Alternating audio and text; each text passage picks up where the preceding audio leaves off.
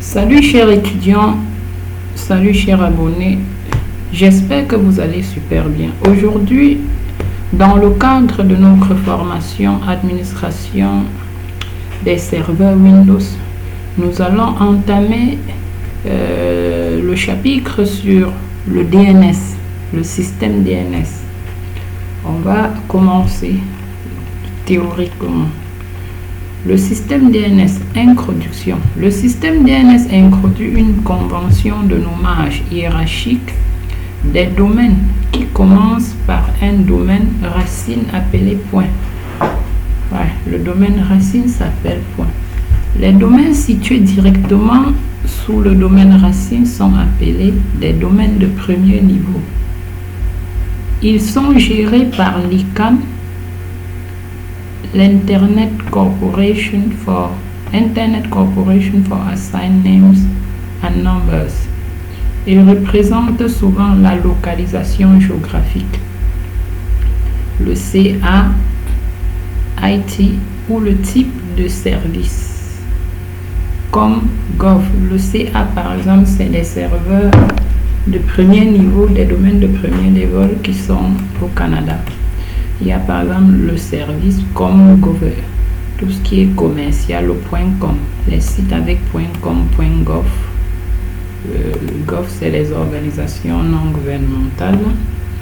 Donc, au départ, il y a le point qui est la racine après les domaines de premier niveau, qu'on peut avoir .com, .ca, .fr, .cm pour le Cameroun, par exemple. Les domaines de second niveau sont disponibles pour les entreprises et les particuliers. Ils sont distribués et gérés par d'autres compagnies comme l'Internic, une filiale de l'ICANN. Ensuite, une multitude de sous-domaines peuvent être créés à l'intérieur d'un domaine de second niveau. Second niveau, c'est comme Facebook. Facebook, c'est un domaine de second niveau. Là, c'est pour l'entreprise Facebook. Facebook.com.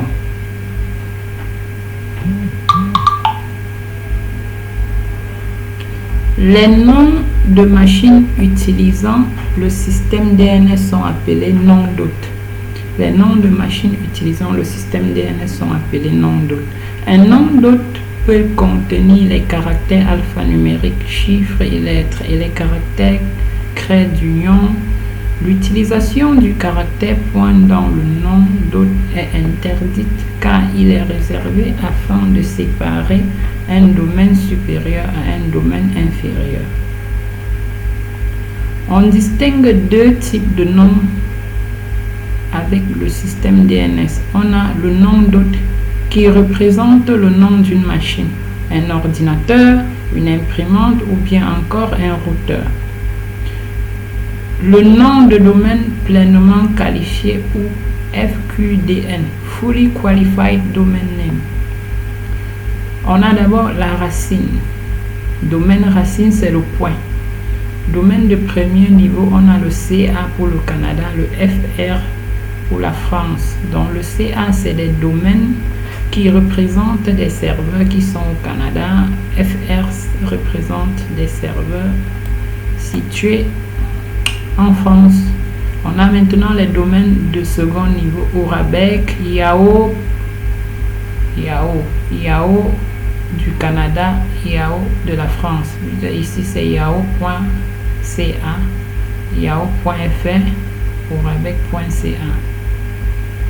Et les domaines d'hôtes, les sous-domaines, c'est-à-dire les autres, www, pour représenter les machines qui hébergent les sites web, www.orabec.ca, www.yahoo.ca, www.yahoo.fr.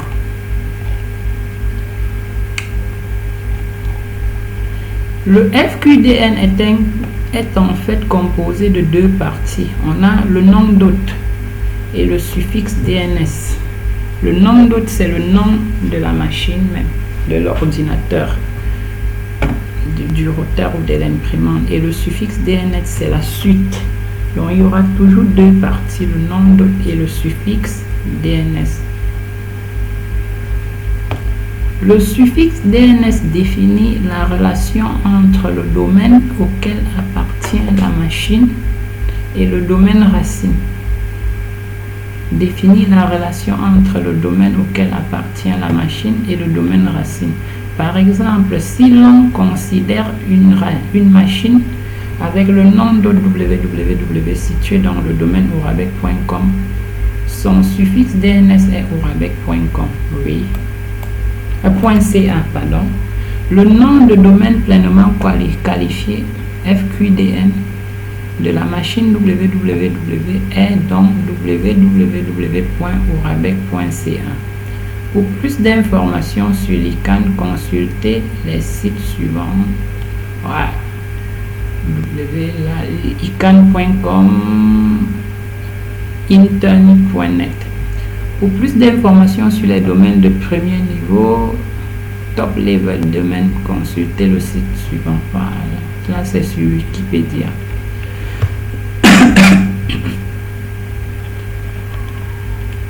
Les types de requêtes DNS. Un serveur DNS peut recevoir deux types de requêtes DNS.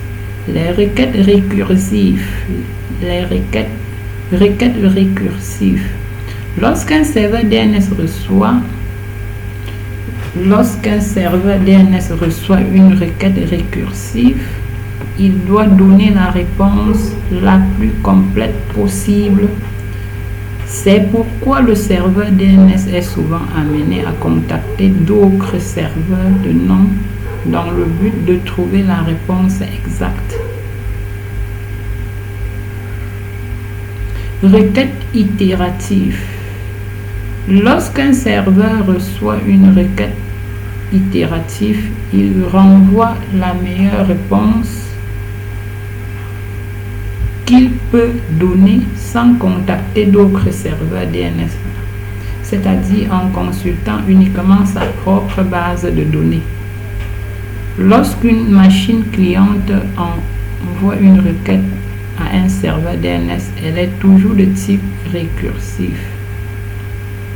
Parce que récursif va aller contacter les sous-domaines, contacter les autres.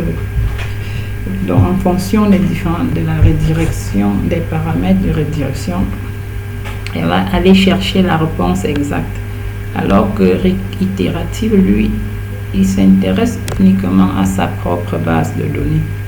Maintenant, on dit lorsqu'une machine cliente envoie une requête à un serveur DNS, elle est toujours de type récursif. Dans l'exemple ci-dessous, l'ordinateur client nommé client 123.ourabec.ca recherche l'adresse IP correspondant au nom d'hôte www.ourabec.ca. C'est pourquoi il envoie une requête récursive au serveur DNS nommé dns1.ourabec.ca. À partir de cet instant, dns1.ourabec.ca a pour obligation de renvoyer une requête au client. Pour cela, il va chercher dans sa mémoire cache puis la base de données qu'il héberge et va éventuellement contacter d'autres serveurs DNS. Une fois qu'il a obtenu la réponse peut être négative. Il la renvoie au client. Dans notre exemple, le serveur DNS a trouvé l'adresse recherchée qui est 172.16.104.30.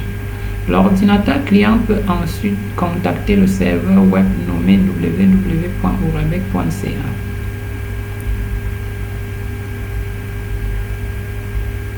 Requête récursive. Je veux obtenir cette adresse IP et lui, il va se battre pour trouver cela. Lorsqu'un serveur DNS ne peut pas répondre à la requête récursive d'un client, il va d'abord essayer de contacter ses redirecteurs.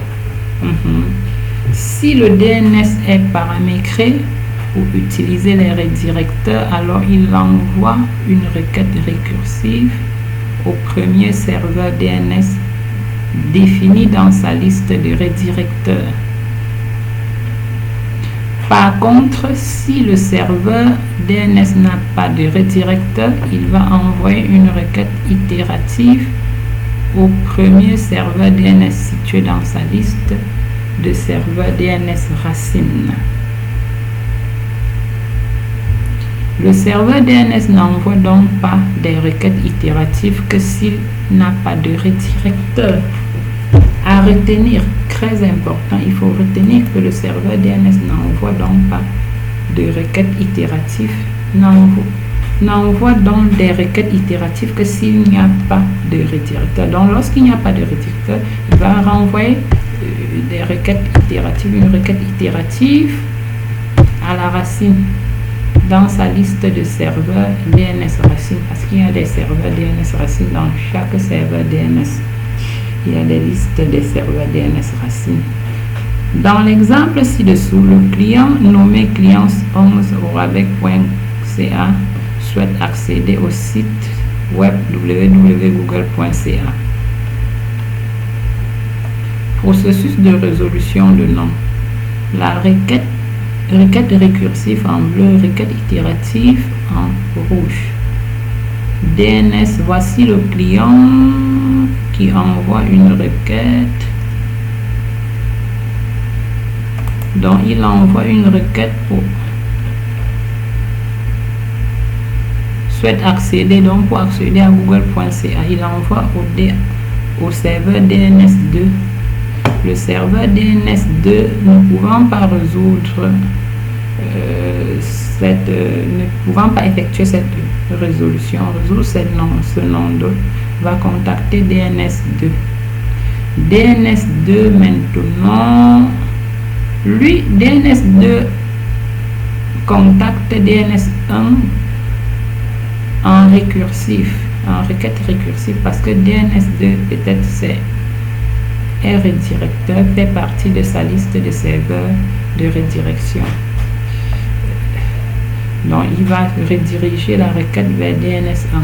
DNS1 n'ayant pas de redirecteur va contacter la racine. Le serveur racine le répond avec 4 et lui dit que va contacter CA parce que je veux contacter www.google.ca. Le point, la racine connaît CA, donc il va lui répondre en disant que contacte CA.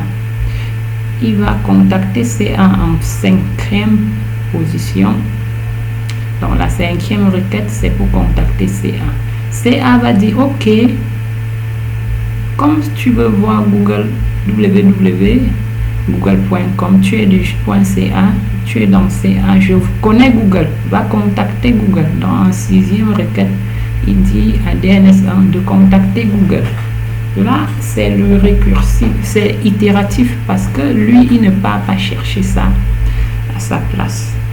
C'est lui-même qui va le faire. Après, maintenant, il contacte google.ca, toujours en itératif.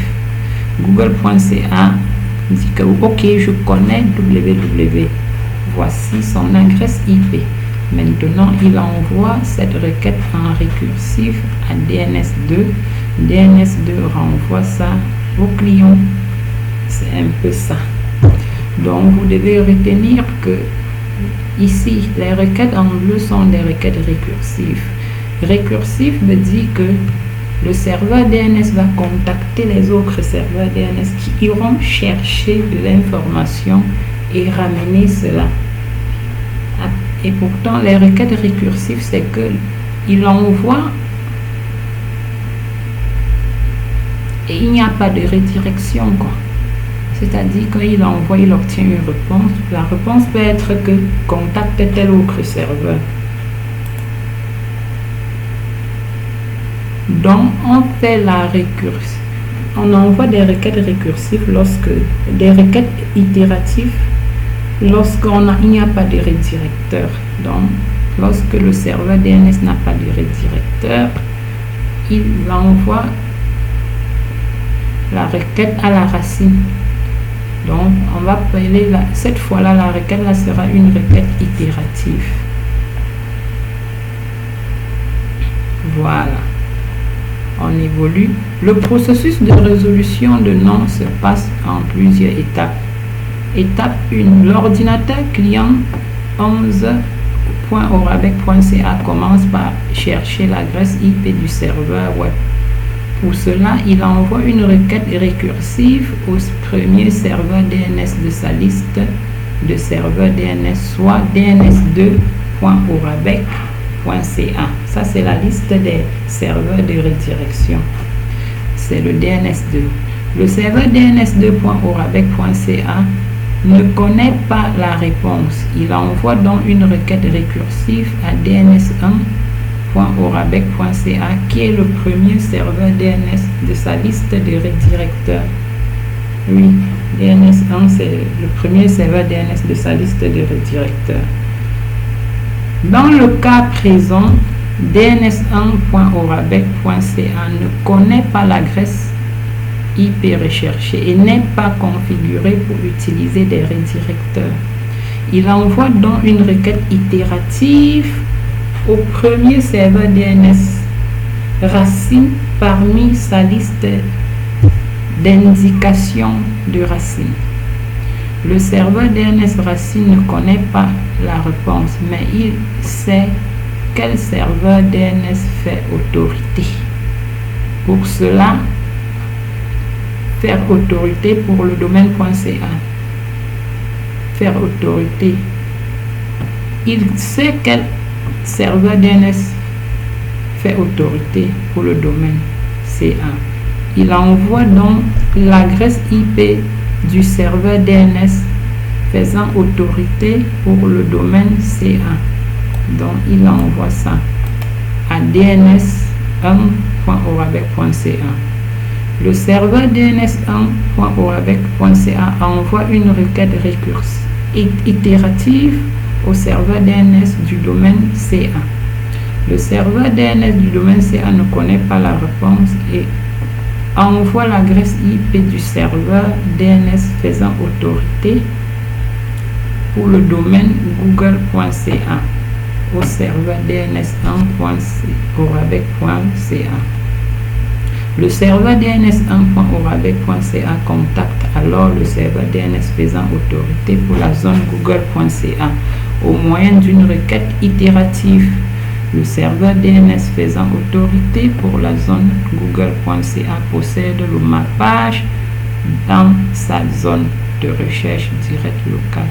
Il envoie donc l'adresse IP recherchée à dns1.orabec.ca. dns1.orabec.ca transmet la réponse au serveur dns2.orabec.ca.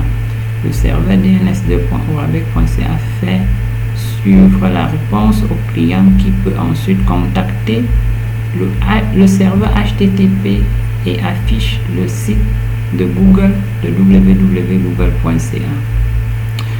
Voilà ce que la leçon ci est terminée. On va arrêter d'abord ça comme ça pour ce cours. La partie si elle est théorique, nous allons appliquer après. Il y aura d'autres leçons pour le DNS. Et j'espère que vous avez bien compris. Il y aura d'autres notions pour bien expliquer et la pratique à la fin pour bien expliquer pour que vous compreniez bien cette notion de DNS. Merci de m'avoir écouté du début jusqu'à la fin. Ciao.